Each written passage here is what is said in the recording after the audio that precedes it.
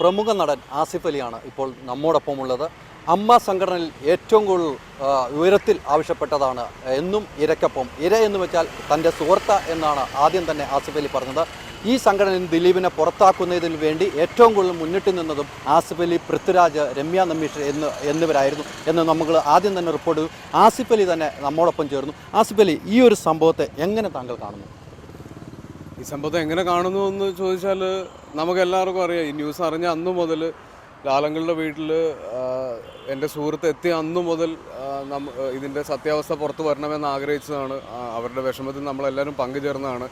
Cinema ഇൻഡസ്ട്രിയിൽ എൻ്റെ ഏറ്റവും അടുത്ത സുഹൃത്തെന്ന് ഞാൻ എല്ലാ ഇൻ്റർവ്യൂവിലും പറയാറുള്ള ഒരാളാണ്. അപ്പം ഒരിക്കലും എനിക്കറിയാവുന്ന ഒരാൾക്ക് ഇങ്ങനെയൊക്കെ സംഭവിക്കുമെന്ന് എൻ്റെ സ്വപ്നത്തിൽ പോലും ഇല്ലായിരുന്നു. പക്ഷെ അത് എനിക്കറിയില്ല നമ്മുടെ സമൂഹം എന്താണ് ഇങ്ങനെ എന്നൊക്കെ. തീർച്ചയായിട്ടും ആദ്യം ഇന്ന് സംഘടനയിൽ ആദ്യം ഇടവേള ബാബു ആസിഫ് അലി വരുന്നതിന് മുമ്പ് ഒരു ഇടവേള ബാബു തീരുമാനമെടുക്കുന്നു. ദിലീപിനെ ട്രഷർ സ്ഥാനത്ത് നിന്ന് മാറ്റിയാൽ മതി എന്നൊരു തീരുമാനം എടുക്കുകയും മമ്മൂക്ക നിങ്ങളൊക്കെ വന്നതിന് ശേഷം തീരുമാനിക്കാമെന്ന് പറഞ്ഞു. ഏതൊക്കെ രീതിയിലുള്ള ചർച്ചകൾ അവിടെ മുന്നോട്ട് പോയി ആസിഫ്? ഇതിന് കഴിഞ്ഞ ദിവസം ജനറൽ ബോഡിയിൽ ഉണ്ടായതിനെ പറ്റിയിട്ട് വളരെ മോശമായ രീതിയിൽ വ്യാഖ്യാനങ്ങളുണ്ടായി. അന്ന് സംഭവിച്ചത് തികച്ചും നമ്മളുടെ ഒരു അംഗത്തിന് നമുക്ക് കുറ്റം തെളിയിക്കപ്പെടാത്തത്തോളം കാലം നമുക്ക് ഒരിക്കലും തള്ളി പറയാൻ പറ്റില്ല. പ്രത്യേകിച്ച് സംഘടനയുടെ പേര് അമ്മ എന്നാണ്. ഒരിക്കലും നമുക്ക് നമ്മുടെ ഒരു അംഗത്തിന് ഇതിന് കൃത്യമായ ഒരു തെളിവോ അല്ലെങ്കിൽ പോലീസിൻ്റെ സൈഡിൽ നിന്ന് ഒരു ക്ലാരിറ്റിയോ കിട്ടുന്നത് വരെ നമുക്ക് തള്ളി പറയാൻ പറ്റില്ല. പക്ഷേ എന്ന് കരുതി അതിനെ ഒരിക്കലും പ്രൊട്ടക്റ്റ് ചെയ്യുക അല്ലായിരുന്നു അന്ന് സംഭവിച്ചത്. അപ്പോൾ അന്ന് നടന്ന ആ സംസാരത്തിന് എല്ലാവർക്കും വിഷമവും ഉണ്ടായിരുന്നു. അപ്പോൾ ഇദ്ദേഹം തെറ്റ് ചെയ്തിട്ടുണ്ടെങ്കിൽ ശിക്ഷിക്കപ്പെടണമെന്നാണ് എല്ലാവരും ഐക്യകണ്ഠേന അവിടെ സംസാരിച്ചത്. അപ്പോൾ അതിൽ ശരിക്കും അമ്മ എന്ന സംഘടനയുടെ ആ ഒരു യൂണിറ്റിയാണ് എനിക്ക് ഫീൽ ചെയ്തത്.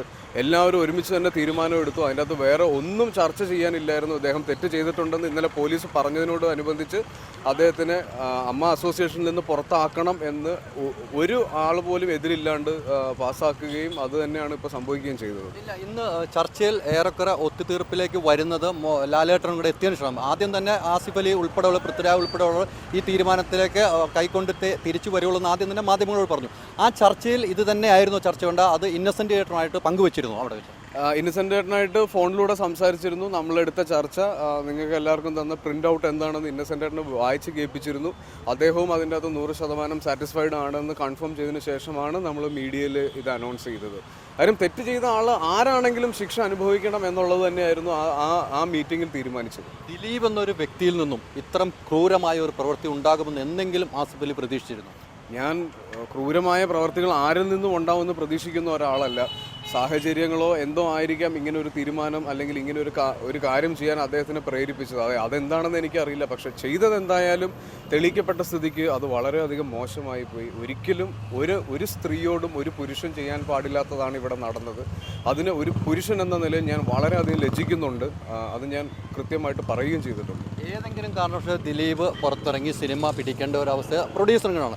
ആസിഫ് അലി എന്ന് പറഞ്ഞ ഈ വ്യക്തിത്വം ദിലീപിനൊപ്പം അഭിനയിക്കുന്നു. എനിക്ക് മാനസികമായിട്ട് ഇത് തെളിയിക്കപ്പെട്ട നിലയ്ക്ക് മാനസികമായിട്ട് അദ്ദേഹത്തിൻ്റെ കൂടെ ഇനി ചേരാനോ അദ്ദേഹത്തിന് ഫേസ് ചെയ്യാനുള്ള ഒരു ബുദ്ധിമുട്ടുണ്ട്. കാര്യം ഞാൻ പറഞ്ഞല്ലോ, എൻ്റെ ഏറ്റവും അടുത്ത സുഹൃത്താണ് ഇതിന് വിക്ടിമായത്. ആ 2 ദിവസത്തെ വിഷമം ഞാൻ നേരിട്ട് കണ്ടതാണ്. ഒരിക്കലും ഒരാൾക്കും വരരുത് എന്ന് ഞാൻ ആഗ്രഹിച്ചതാണ്. ഫേസ്ബുക്ക് ഉൾപ്പെടെയുള്ള സോഷ്യൽ മീഡിയയിൽ നിന്ന് ഞാൻ വിട്ടു നിൽക്കാൻ വരെ കാരണമുണ്ടായത് ആ വേദന ഞാൻ നേരിട്ട് അറിഞ്ഞതുകൊണ്ടാണ്.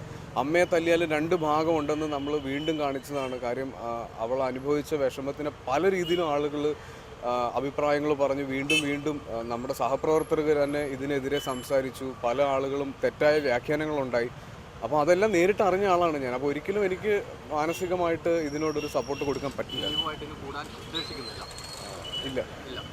ആസിഫ്, ഒരു കാര്യം കൂടെ ചോദിച്ചോട്ടെ. നിലവിലെ സാഹചര്യം വെച്ച് ഇരയ്ക്ക് എന്ന് പറയേണ്ട നിങ്ങളുടെ ഏറ്റവും അടുത്ത സുഹൃത്തിന് നീതി പൂർണ്ണമായിട്ട് ലഭിച്ചു എന്ന് തോന്നുന്നുണ്ടോ?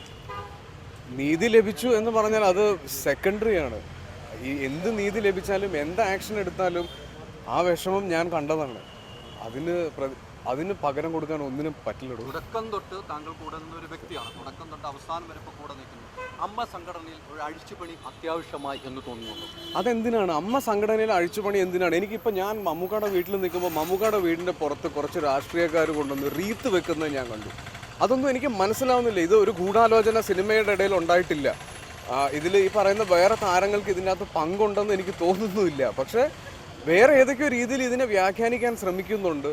വരും ദിവസങ്ങളിൽ അതിൽ ബാക്കിയുള്ളവരുടെ പങ്കും എല്ലാം തെളിയുമെന്നാണ് ഞാൻ പ്രതീക്ഷിക്കുന്നത്. എക്സിക്യൂട്ടീവ് ഇപ്പം മമ്മൂക്ക തന്നെ പറഞ്ഞു എക്സിക്യൂട്ടീവിൽ ഒരു ചേഞ്ച് ഉണ്ടാകുമെന്ന് നമ്മൾ നോക്കുന്നുണ്ട് എന്ന് മമ്മൂക്ക പറഞ്ഞു. അങ്ങനെ ഒരു ചർച്ച വന്നിട്ടുണ്ടാവും. ദിലീപേട്ടൻ എക്സിക്യൂട്ടീവ് കമ്മിറ്റിയിൽ ഉണ്ടായിരുന്ന ആളാണ്, ട്രഷറർ ആയിരുന്നു. അപ്പോൾ അദ്ദേഹത്തിൻ്റെ സ്ഥാനത്തേക്കുള്ളത് ഇനിയിപ്പോൾ അടുത്ത ഒരു അഴിച്ചുപണി എന്ന് ഉദ്ദേശിക്കുന്നത് ഒരുപക്ഷെ അതായിരിക്കാം.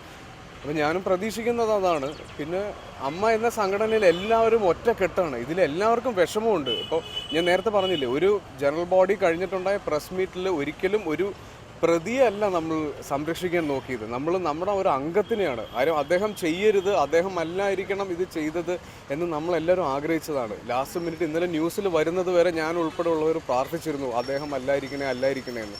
പക്ഷെ അതിനെല്ലാം ഞെട്ടിച്ചുകൊണ്ടാണ് സത്യം പുറത്തു വന്നത്. അപ്പോൾ ശരിക്കും നമുക്ക് അതല്ലേ റിയാക്ട് ചെയ്യാൻ പറ്റുള്ളൂ. തീർച്ചയായിട്ടും ഈ സംഘടനയിലെ ഒരു തലപ്പം മുതൽ താഴ്ത്തട്ട് വരെ ഒരു മാറ്റം അനിവാര്യമല്ല. ഇപ്പോൾ താങ്കളെ പോലെ യുവതാരങ്ങൾ നിൽക്കുന്നു, പൃഥ്വിരാജിനെ പോലെ നിൽക്കുന്നു, അങ്ങനെ കുറേ പേര് നിൽക്കുന്നു. ഇതിനു വേണ്ടി എന്നും പോരാടിയ കുറേ പേര് നിൽക്കുന്നു. താങ്കളെ സംബന്ധിച്ചിടത്തോളം ഇപ്പം ഇതിൻ്റെ തലപ്പത്ത് വരാനൊന്നും സമയക്കുറവുള്ള ഒരു അല്ല, ഞാൻ ചോദിക്കുന്നത് ഞങ്ങളെക്കാളൊക്കെ എക്സ്പീരിയൻസ് ഉള്ള ആളുകളല്ലേ വരേണ്ടത്.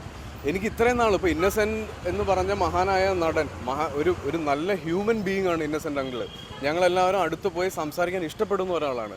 ഇത്രയും നാൾ മീഡിയയോട് സംസാരിച്ചുകൊണ്ടിരുന്നതും എല്ലാം ഇതേ രീതിയിലാണ്. അദ്ദേഹത്തിൻ്റെ ചെറിയ ചെറിയ തമാശകളും ചെറിയ ചെറിയ എക്സാമ്പിൾസും ഉണ്ടായിരുന്നു. പെട്ടെന്നൊരു ദിവസം അദ്ദേഹം പറഞ്ഞത് ഇങ്ങനെയാണ്, അദ്ദേഹം ചെയ്തത് മോശമായി പോയി എന്നതിൽ അർത്ഥമില്ല. അദ്ദേഹത്തിൻ്റെ വേ ഓഫ് പ്രസൻറ്റേഷൻ അതാണ്. അപ്പോൾ അത് ഒരിക്കലും പേഴ്സണലി ആരെയും ഹേർട്ട് ചെയ്യാനോ ഒരാളെ പോയിന്റ് ചെയ്തിട്ടോ അല്ല. അപ്പോൾ എനിക്ക് തോന്നുന്നില്ല ഒരു അഴിച്ചുപണിയുടെ ആവശ്യമുണ്ടെന്ന്. എല്ലാവരും അർഹിക്കുന്ന സ്ഥാനത്ത് ഇരിക്കുന്നവരാണ്. അവരെല്ലാവരും വളരെ ജെനുവിനായിട്ട് ഈ കേസിനെ ഫേസ് ചെയ്ത ആളുകളാണ്.